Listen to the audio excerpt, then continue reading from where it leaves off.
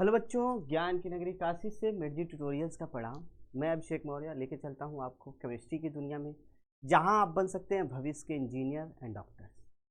तो आज हम लोग क्लास 10th के केमिस्ट्री का पहला चैप्टर शुरू करने जा रहे हैं। कौन सा? Chemical reaction and equations. ये बहुत ही बेसिक चैप्टर है। इसमें हम लोग छोटी छोटी जो बातें होती हैं केमिस्ट्री से रिलेटेड, जो हम लोगों के डेली लाइफ में होती हैं, जो चेंजेस होते हैं, फिजिकल चेंज, केमिकल चेंज, उसके बारे में पढ़ेंगे। जैसे कि क्लास 9th में हम लोगों ने पढ़ा है कि केमिकल चेंज थोड़ा बहुत पढ़ा है, लेकिन फिजिकल चेंज ज़्यादा पढ़ा है। स्टेट ऑफ मैटर जो पहला ही चैप्टर है, जिसमें हम लोग फिजिकल चेंज, उसका कन्वर्जन भी पढ़े हैं, तो वो सब चीज़ें हो गई हैं। अब आते हैं क्लास 10th में, तो पहला चैप्टर ही है केमिकल रिएक्शन एंड इक्वेशन। तो इस हिसाब से देखा जाए तो पहला जो चैप्टर है वो हम लोगों के डेली लाइफ में जो घटनाएं होती हैं उसके बारे में बताता है कि ये जो डेली लाइफ में घटनाएं हैं, इन द सेंस कि आज हम लोगों के घर पे खाना बन रहा है, तो जब हम लोग खाने में हर चीज़ मिला देते हैं, उसके बाद जब कुक्ड कर देते हैं तो ये चेंज हो जाता है। पहले कच्चा रहता है, फिर बाद में पक जाता है, तो एक चेंज हो गया। दूसरी चीज़ क्या है, ये आप लोगों ने कभी देखा होगा कि जब दूध है, घर से आप कहीं से ले आते हैं, मतलब या ग्वाला देता है, या तो क्या है कि कोई पैकेट का दूध ही हम लाएं, अगर उसको मान लीजिए फ्रीज़र में नहीं रखे या गर्म करके नहीं रखे, तो रूम टेम्परेचर पे जब ऐसे छोड़ देते हैं तो क्या होता है, दूध सुबह सुबह होते होते फट जाता है। तो वो भी एक तरह से केमिकल चेंज हो गया। ठीक। तीसरी चीज़ क्या है कि तीसरी चीज़, जैसे मान लीजिए कोई ऐसे है बर्तन है, लोहे की है, उसको जैसे लोहे की कढ़ाई है, आप लोगों ने ऑब्जर्व किया होगा अपने घर पे कि अगर मान लीजिए उसको खाना बन गया है, धुल के ही रख दिया गया, ऐसे बाहर ही रख दिया जाए, तो उसमें ब्राउनिश कलर का कुछ चीज़ें आपको दिखी हों, तो भी केमिकल चेंज होता है। तो इस तरह से बहुत सारी ऐसी चीज़ें हैं जो एक फॉर्म से दूसरे फॉर्म में चेंज हो जाती हैं, उसी को केमिकल चेंज बोलते हैं। वो रिवर्सिबल भी हो सकता है, इरिवर्सिबल भी हो सकता है। ठीक है।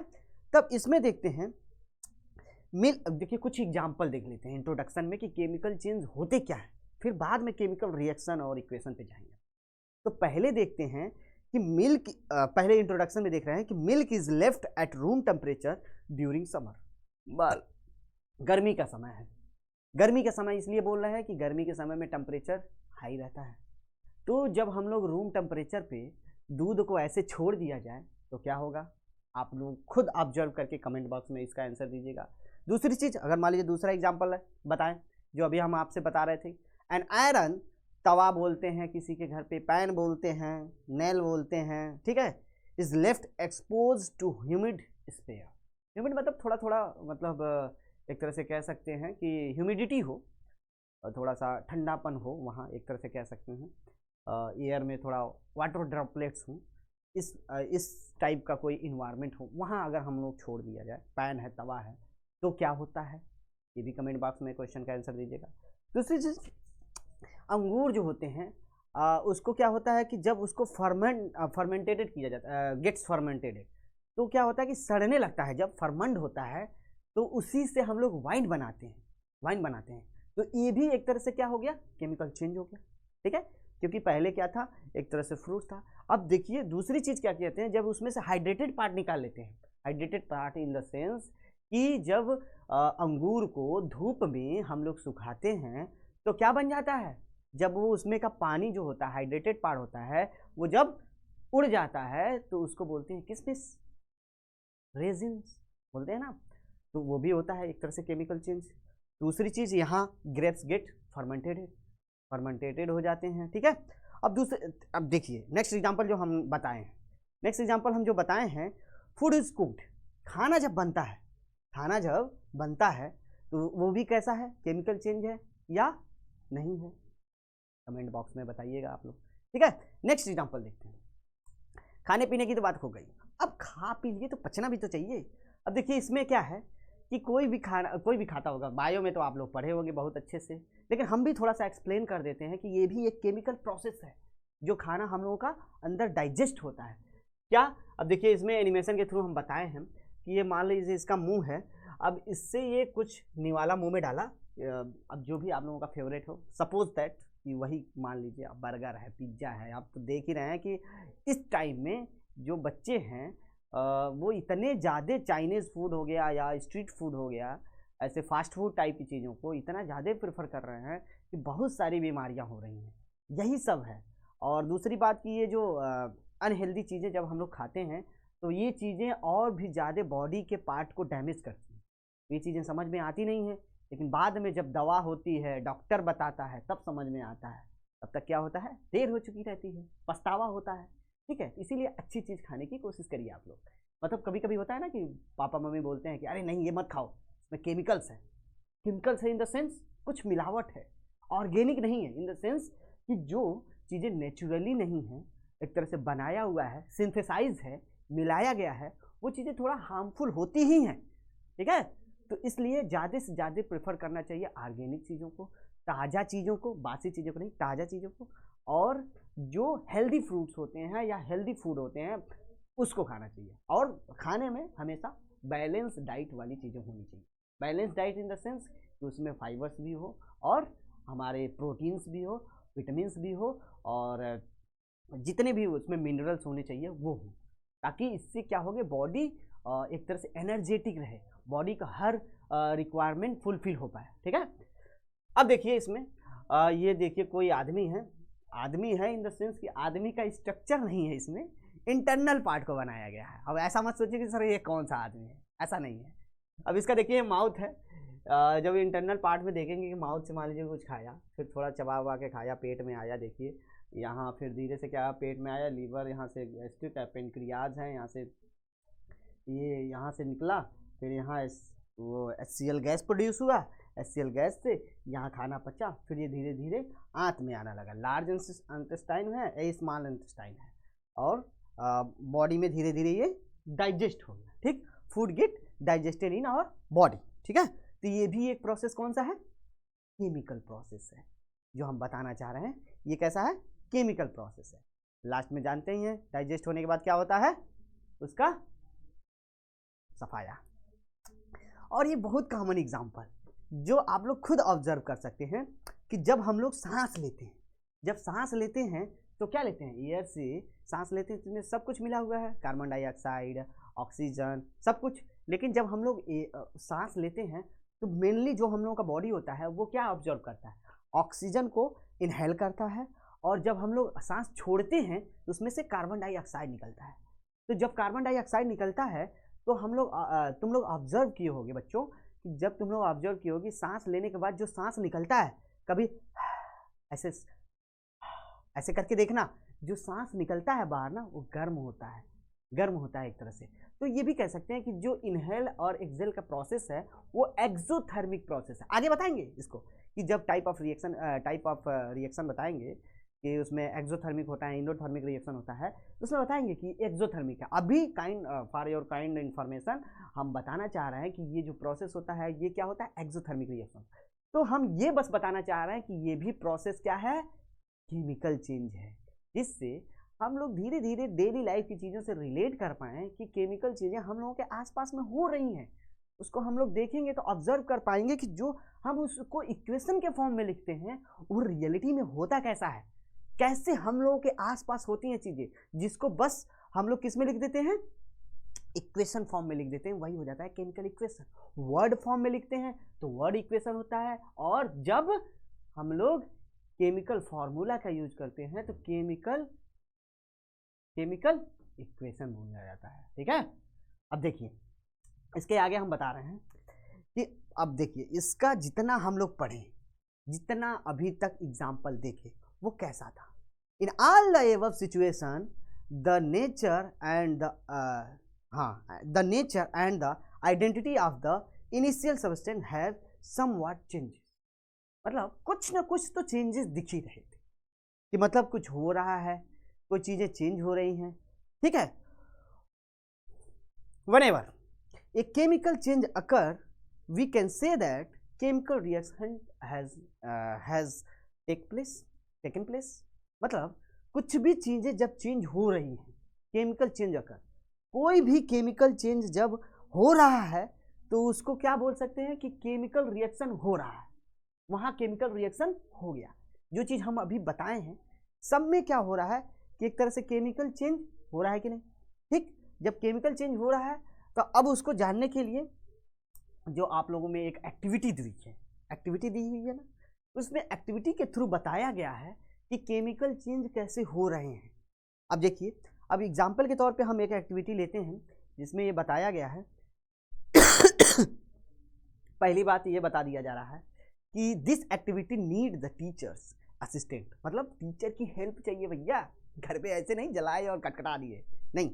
I would be better if student wear I protective, ऐसा ऐसा मतलब कि जब भी ऐसा कोई एक्टिविटी किया जाए तो आई प्रोटेक्टिव वाली चीज़ें पहनना जरूरी है, ताकि आंखों में कुछ छिटक के आए ना, या कुछ ऐसा ना हो कि जो आंखों को हार्मफुल ऐसे रेस निकले। ठीक है, तो ये सब चीज़ें भी होती हैं। अब देखिए, हम इस एक्टिविटी में देखेंगे क्या कि सबसे पहले क्या लिया गया है, एक एक चीज़ को हम एक्सप्लेन कर रहे हैं एक एक बार। Clean a magnesium ribbon about 2 centimetre long by rubbing with sand paper. Sand paper क्या होता है कि जब आप लोग कभी देखे होंगे घर वर पे जब पुताई होने वाली रहती है तो जो लेबर आते हैं, एक तरह से पुताई करने वाले भैया आते हैं, तो क्या करते हैं, एक लिए रहते हैं रेगमार्क टाइप का, उसको पहले क्यों दीवार को साफ करते हैं, खटाखट खटाखट खटाखट मिटाते हैं। ठीक है, उसके बाद मिटाने के बाद उसके बाद वो काफ़ी धूल मिट्टी उस पर जो लगे रहते हैं वो उड़ने लगते हैं, या पहले का जो पेंट लगा रहता है छूट जाता है। ठीक है, उसके बाद उस पर पेंट लगाते हैं। ठीक, तो ऐसे ही जो मैग्नीशियम रिबन होता है उसको भी पहले बढ़िया से सैंड पेपर से साफ किया जाता है। क्यों? क्योंकि उस पर पहले से ही ऑक्सीजन का रिएक्शन हो गया रहता है, तो मैग्नीशियम ऑक्साइड बन जाता है तुरंत ही, तुरंत फटाफट। ठीक है, इसीलिए पहले उसको रब किया जाता है, भैया इसके ऑक्साइड को हटाओ, फिर उसके बाद रिएक्शन कराएंगे तो दिखेगा ना चीज़ें। ठीक, उसके बाद नेक्स्ट क्या क्या करते हैं, नेक्स्ट ये होता है कि एक्टिविटी में हम लोग क्या ले रहे हैं नेक्स्ट इसमें बता रहा है hold it with a pair of tongs. ठीक, कि इसको पहले पकड़िए, उस जो पेपर मैग्नीशियम रिबन है उसको पकड़िए, पेपर क्या बोला, पेयर ऑफ टोन से पकड़िए। बर्न इट, जैसे ये टोन देखिए, ये इसी को बोल रहे हैं टोन, इसको पकड़े रहिए। देखिए यहाँ तो है नहीं तो हम एक्टिविटी करके दिखा देते, लेकिन एनिमेशन के फॉर्म में हम समझाने की कोशिश कर रहे हैं। आई होप आप लोगों को समझ में आ रहा होगा ये चीज़, क्योंकि ये काफ़ी ईजी है, देख के समझ सकते हैं। देखिए पकड़े हैं, अब इससे जलाएंगे, एनिमेशन के थ्रू जलाएंगे, ऐसे स्पार्कलिंग जो होता है वो दिखाएंगे, ताकि इमेजिनेशन भी होना चाहिए। क्योंकि क्या होता है ना कि कभी कभी क्लास में हम लोग पढ़ा देते हैं, समझा देते हैं, फोटो बना है दिखा दिए, लेकिन क्या होता है दिमाग में वो इमेजिनेशन नहीं होता है। जब दिमाग में इमेजिनेशन नहीं होता है तो ये चीज़ें दिक्कत करती हैं। क्यों? क्योंकि बच्चा समझ नहीं पाता है कि एक्चुअल में हुआ क्या। वर्ड जो लिखा है वो तो समझ में आ जाता है, रट लेता है, लेकिन एक्चुअल में वो कैसा था, कैसा दिखा था, ये चीज़ नहीं समझ में आता है। अब कह रहा है burn it using a spirit lamp और burner and collect the ash formed in which watch glass shown in. मतलब जो ये दिख रहा है इसमें कि ये जो टोन है इसको पकड़ा हुआ है, अब इसको क्या कर रहा है कि ये बर्नर से हम लोग जलाएंगे। जब जलाएंगे तो इसमें क्या करेंगे, वॉच ग्लास, इसको बोलते हैं वॉच ग्लास, इसको क्या करेंगे उसी में रखेंगे, जो उसकी राख बचेगी उसको रखेंगे। ये मैग्नीशियम रिबन है, देखिए समझ में आ रहा है ना, मैग्नीशियम रिबन है, और इसको बर्नर या भूषण कहते हैं ऊपर वाले पार्ट को। अब देखिए जला दिए हैं, इस पर लंप दिख रहा होगा, अब इसको ले गए जलाए, और उसके बाद वहाँ अब इसको जलाने लगे। जब जलाने लगे तो देखिए कैसा कैसा कैसा चिंगारी फेंक रहा है, इधर देखिए, हाँ देखिए कैसा स्पार्कलिंग टाइप का हो रहा है ना, जैसे लग रहा है पटाखे जब हम लोग फोड़ते हैं, वो गांव में जो होता है या शहर में भी होता है, हर जगह होता है भाई, दिवाली को जब हम लोग फोड़ते हैं तो क्या होता है कि एक स्पार्कलिंग टाइप का वो निकलता है, उसमें से कई सारे लौ निकलते हैं, तो अलग अलग कलर के जब रॉकेट छोड़ते हैं तो बादलों में जाके बड़े से ऐसे फूटता है, तो पूरे चारों ओर उजाला टाइप का हो जाता है, अलग अलग टाइप का उसमें पैटर्न बनता है। तो ऐसे ही जब हम लोग मैग्नीशियम रिबन को जब जलाते हैं तो ऐसे ही स्पार्कलिंग टाइप का उसमें ऐसे दिखता है, और उसके बाद वो स्पार्कलिंग टाइप का जलते जलते वो चीज़ राख में बदल जाती है धीरे धीरे। तो जब उसके राख को देखिए यहाँ इकट्ठा करेंगे, ये क्या है, ये क्या है, मैग्नीशियम ऑक्साइड हो गया ना, ये मैग्नीशियम ऑक्साइड का राख हुआ। ठीक है, इसको फिर यहाँ रखे, डू यू ऑब्जर्व। अब बोल रहा है कि क्या आपने ऑब्जर्व किया, बताइए आप लोग कमेंट में क्या ऑब्जर्व किया। अब यहाँ कुछ केमिकल रिएक्शन हुआ है, केमिकल रिएक्शन हुआ है। अब नीचे बता रहा है कि क्या बन गया है, मैग्नीशियम ऑक्साइड। मैग्नीशियम ऑक्साइड क्या हुआ था, आग में मैग्नीशियम के रिबन को जलाया गया है तो Mg+O2 गिव्स आउट MgO, ठीक है, Mg+O2 गिव्स आउट MgO। एक तरह से ये चीज बना है। अब कंक्लूजन हम पहले बताते हैं, लेकिन एक बार रुकते हैं यहाँ। अब देखते हैं कुछ चीज, हम रिएक्शन को लिखेंगे यहाँ। अब रिएक्शन को लिखेंगे तो कैसे लिखेंगे, ये कलर चेंज कर लें थोड़ा, ठीक है, बढ़िया, ओके। अब देखिए ये मैग्नीशियम रिबन था, इसको लिख लेते हैं Mg प्लस O2 से रिएक्शन किया, अब क्या दिया, MgO, ठीक है। आगे हम बताएंगे भी बैलेंस रिएक्शन कैसे लिखते हैं। अब इसको मान लीजिए बैलेंस करना है तो कैसे कर देंगे, यहाँ 2Mg कर देंगे, यहाँ भी 2MgO कर देंगे। देखिए जितनी ये ऑक्सीजन के मॉलिक्यूल हैं, यहाँ उतने ऑक्सीजन के मॉलिक्यूल हो गए, जितने मैग्नीशियम के मॉलिक्यूल हैं यहाँ मैग्नीशियम के मॉलिक्यूल हो गए। तो ये हो गया बैलेंस रिएक्शन, बैलेंस रिएक्शन, ठीक है, ये हो गया बैलेंस रिएक्शन। इसके पहले अगर इसको मान लीजिए हटा दें और इसको हटा दें, बना देंगे अभी, इसको हटा दें, ऐसे लिख दें, ये क्या है, अनबैलेंस रिएक्शन, ठीक है, ये हो गया अनबैलेंस रिएक्शन। जब उसके जितने मॉलिक्यूल्स RHS में हैं उतने LHS में हैं, मतलब ये जो होता है LHS पार्ट, ये होता है RHS पार्ट, इसको बोलते हैं रिएक्टेंट, इसको बोलते हैं प्रोडक्ट, जो बनता है उसको बोलते हैं प्रोडक्ट, और जो शुरुआत में जिसका रिएक्शन होता है उसको बोलते हैं रिएक्टेंट। तो रिएक्टेंट लेफ्ट साइड में होता है जनरली, और प्रोडक्ट राइट साइड में होता है जनरली। अब उसको सेपरेट किया जाता है एक एरो से, और जो रिएक्टेंट होता है उसको शो किया जाता है जब रिएक्शन को एक प्लस सिंबल से, ये दोनों रिएक्ट कर रहे हैं आपस में, दोनों आपस में रिएक्ट कर रहे हैं, उसके बाद एक प्रोडक्ट बन रहा है, ठीक है। प्रोडक्ट को भी प्लस से सेपरेट करके लिखते हैं। अगर मान लीजिए 2 प्रोडक्ट बना, 3 प्रोडक्ट बना, ऐसे बनता तो उसको प्लस सिंबल से सेपरेट करते हैं। अब जैसे मान लीजिए इसमें हीट भी तो बना होगा, तो उसको हम लोग शो करते हैं। अब देखिए इसमें आगे हम लोग देखते हैं कि जो आगे कंक्लूजन क्या हुआ।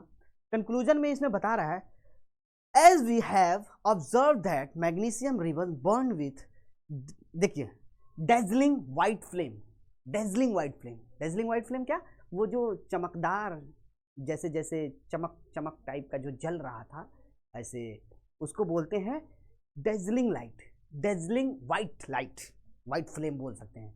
क्योंकि ये क्वेश्चन एग्जाम में हूबहू आ चुका है, जो कि बोर्ड का एग्जाम है उसमें ये क्वेश्चन हूबहू आ गया है कि कैसा वो फ्लेम होता है, वो कैसा कौन सा कलर का होता है। तो ये बोल रहा है क्या, डेजलिंग वाइट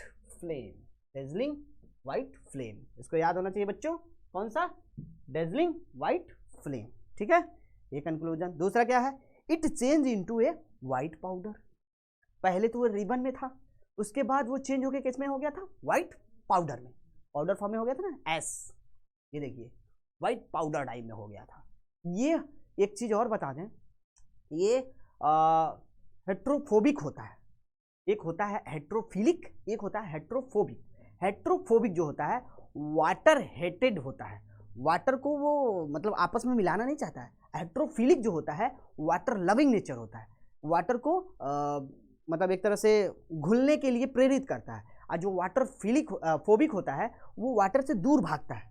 तो अगर इस पाउडर को आप पानी में घोलने की कोशिश करेंगे तो घुलेगा नहीं है, क्योंकि आप लोग घर पे भी कभी देखे होंगे कि जब ये मतलब कोई रिमोट है, जैसे ये रिमोट है, ठीक है, इसके इस चीज़ को मान लीजिए रबर है, इसको निकाल के जब आप लोग जलाए होंगे कभी, और उसके पाउडर राख को जब पानी में घोलने की कोशिश किए होंगे या हाथ में जैसे फॉर एग्जांपल के लिए बता रहे हैं, जब आप लोग पटाखे वगैरह फोड़ते होंगे दिवाली टाइम में, तो जो बारूद होता है वो हाथ में लग जाता है कभी कभी। जब वो हाथ में लग जाता है तो पानी से धोने जाते हैं हम लोग, तो पानी से धुलता नहीं है, वो सीधा सीधा धुलता नहीं है वो पानी से।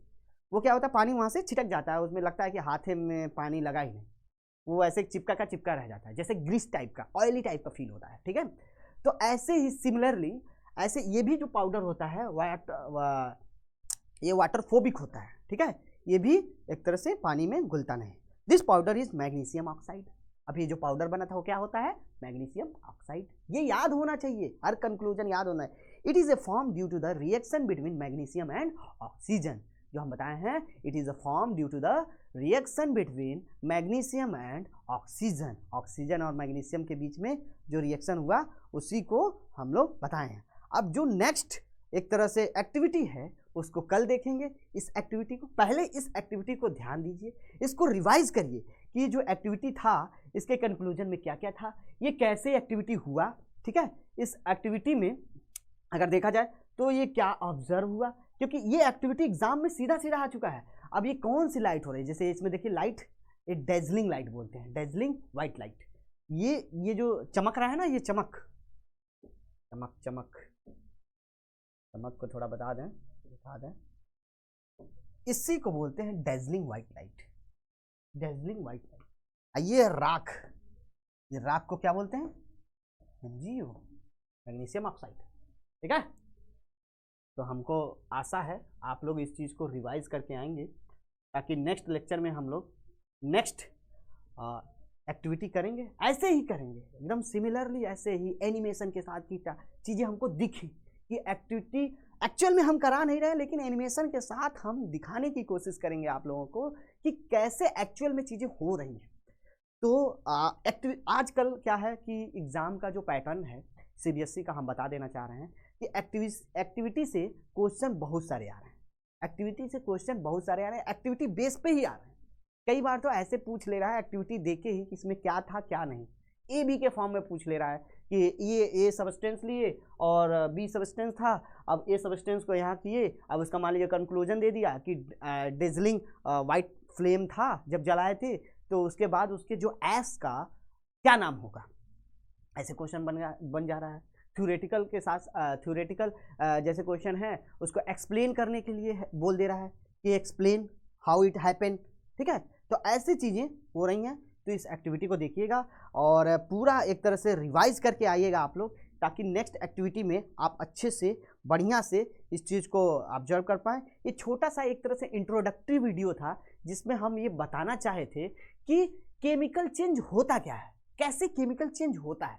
सिंपल सी बात, केवल हम ये समझाना चाह रहे थे कि केमिकल चेंज होता क्या है, कैसे होता है, रियल लाइफ में कैसे होता है। ऐसे तो किताबों में बहुत सारी चीज़ें लिखी हुई हैं और शब्द में और फोटो बना दिया गया है, लेकिन एक्चुअल में जो रियलिटी दिखता कैसे है, इमेजिनेशन कैसे हम लोग सोच सकते हैं, वो रियलिटी में कैसे होता है, उस चीज़ को हम बस बताना चाह रहे थे कि केमिकल चेंज कैसे होता है।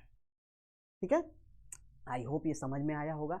ऐसे ही बहुत सारे केमिकल चेंज होते हैं, एग्जाम्पल के लिए बहुत सारी चीज़ें हैं कि वो केमिकल चेंज होते रहते हैं। अब जैसे मान लीजिए अब एग्जाम्पल दूसरा क्वेश्चन ऐसा बन जाए कि फिजिकल चेंज और केमिकल चेंज में, तो फिजिकल चेंज अगर मान लीजिए पूछ लें कि कोई भी चीज़ है, जैसे मान लीजिए आइस है और वो वाटर बन गया, आइस का टेम्परेचर बढ़ा है तो वाटर बन गया। ठीक है, तो ये चेंज जो हुआ ये फिजिकल चेंज है कि केमिकल चेंज है, बताइए, कमेंट बॉक्स में बताइएगा। ये फिजिकल चेंज है, क्योंकि फिजिकल चेंज क्या होता है कि जनरली रिवर्सिबल होता है, कि मतलब एक फॉर्म से दूसरे फॉर्म में हुआ, फिर दूसरे फॉर्म से उसी फॉर्म में लाया जा सकता है। ये क्या हो गया आपका फिजिकल चेंज। लेकिन केमिकल चेंज में जनरली यही होता है कि एक फॉर्म से दूसरे फॉर्म में बन गया तो क्या होता है, उसकी पूरी पूरी प्रॉपर्टी चेंज हो जाती है। अगर कोई चीज़ सॉलिड में है, लिक्विड में हो गया तो लिक्विड में ही रहेगा। जैसे फॉर एग्जाम्पल अगर मान लीजिए हम यहाँ बताना चाहें आप लोगों को एक एग्जाम्पल के तौर पे, छोटा सा सिंपल सा एग्जाम्पल लेके हम बस बताना चाह रहे हैं कि इसमें क्या हम कहना चाह रहे हैं। जैसे मान लो H2 है, ठीक है, प्लस O2 है, ठीक है, गिव्स आउट H2। कंडीशन होता है इलेक्ट्रिक स्पार्क, क्या होता है, इलेक्ट्रिक स्पार्क। ठीक है। अब देखिए, अब मान लीजिए ये इक्वेशन हमने लिखा, ये पहले कैसा होता है, गैसियस फॉर्म में होता है, ये भी कैसा होता है, गैसियस फॉर्म में होता है, और जब ये रिएक्शन होने के बाद वाटर बन जाता है तो कैसा हो जाता है, लिक्विड फॉर्म में, लिक्विड फॉर्म में हो जाता है ना। तो क्या हुआ, एक तरह से इसकी फिजिकल चेंज भी हुई है।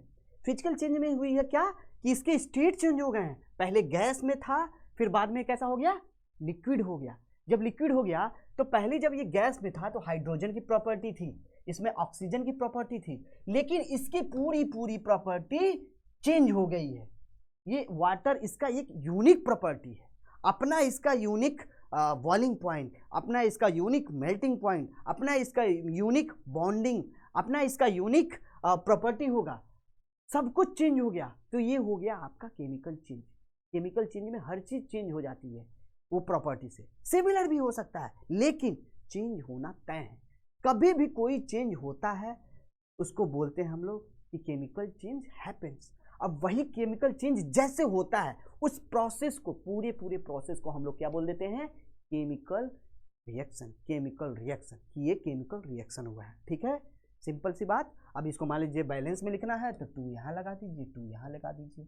देखिए ये 4 हाइड्रोजन हो गए, यहाँ 4 हाइड्रोजन यहाँ भी हो गए, 2 ऑक्सीजन यहाँ हुए, 2 ऑक्सीजन यहाँ हो गए, ठीक है, ये बैलेंस इक्वेशन हो जाएगा। ठीक है, ये इसके बारे में आगे बात किया जाएगा, बढ़िया से बात किया जाएगा, अच्छे से समझाएंगे, बताएंगे, उस हिसाब से आगे चलेंगे। लेकिन हमारा जो मोटो था कि केमिकल चेंज क्या होता है वो शायद आप लोगों को समझ में आया होगा, और आशा करते हैं कि नेक्स्ट वीडियो में नेक्स्ट एक्टिविटी जो है उसको कराएंगे तो और क्लियर समझ में आएगा, और एग्जाम्पल रियल लाइफ का देंगे जिससे आप समझ पाएंगे कि केमिकल रिएक्शन क्या होता है। फिर उसके बाद वर्ड इक्वेशन पे जाएंगे, फिर हम लोग देखेंगे कि इक्वेशन कितने टाइप के होते हैं, कौन कौन से रिएक्शन होते हैं, कम्बिनेशन रिएक्शन क्या होता है, डिकम्पोजिशन रिएक्शन क्या होता है, एक्सोथर्मिक रिएक्शन क्या होता है, इंडोथर्मिक रिएक्शन क्या होता है, सब के बारे में बढ़िया से डिटेल में पढ़ेंगे। ठीक, अभी के लिए इतना ही, और रिवाइज करिए, और जो भी डाउट हो रहा है कमेंट बॉक्स में पूछिए, और नेक्स्ट वीडियो में हम और अच्छे से एक्सप्लेन करेंगे आगे के टॉपिक को।